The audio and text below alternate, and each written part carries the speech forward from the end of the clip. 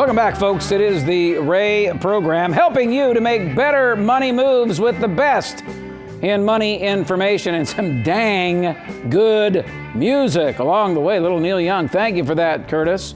We're going to talk interest rates here in just a minute with Gene Pastula, but first let's take a call out in Gilbert, Arizona. Chuck is on the line. Hey, Chuck, what's going on? Hey, good morning, Ray. Thanks for taking my call. You betcha, buddy. How can we help? My wife has a 401k that she left at a previous employer after she retired back in 2004. I know that's kind of a bad deal. Leave it there. But anyways, that's the case.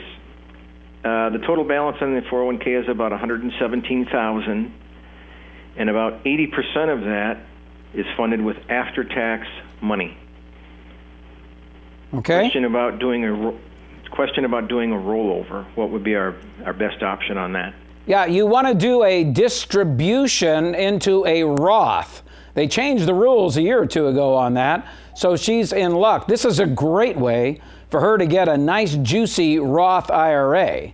So what she can do is take a distribution of the post-tax money, go into the Roth IRA, take the pre-tax money, and take it to a traditional rollover IRA, and she's got herself a really nice combo play.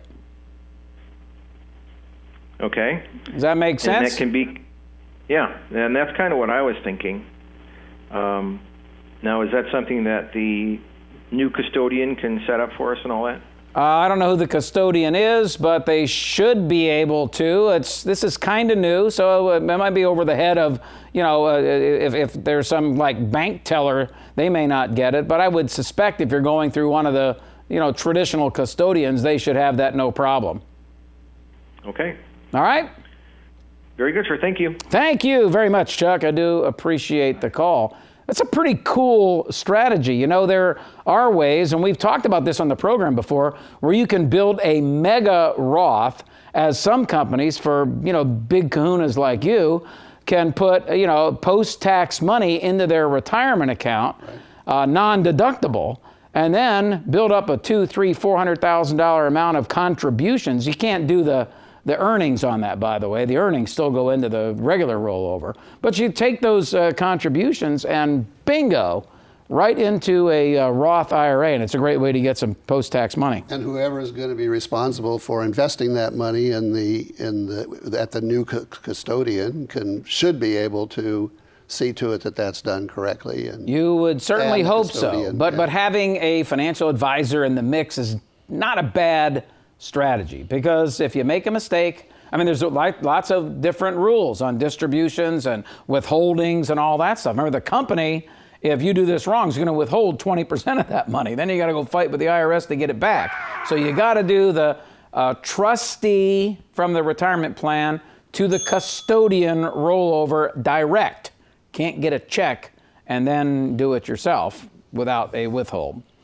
All right, so before the call, we were talking about interest rates. In the last segment, we talked a little bit about interest rates. And I wanted to just remind everybody about durations. And we're talking about government bonds here because they are the safest of everything and anything that you can put your money into.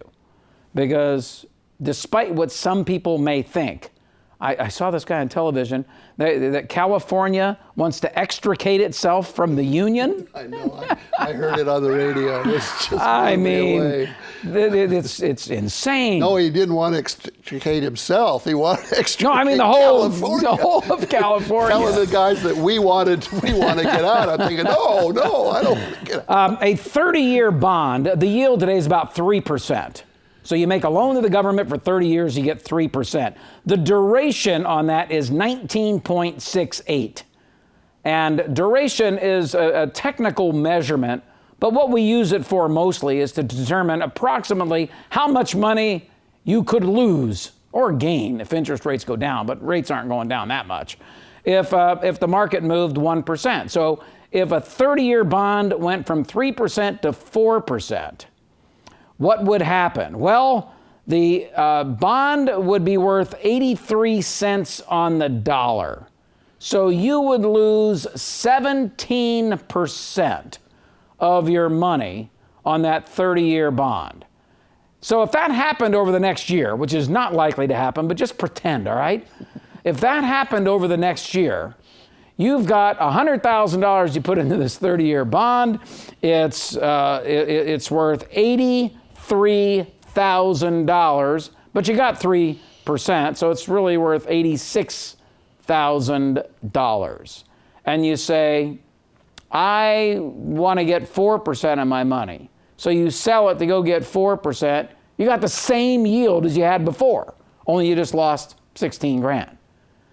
What do you do about that, Mr. Pastula? You've got some solutions in mind that can make, I think, some pretty positive sense.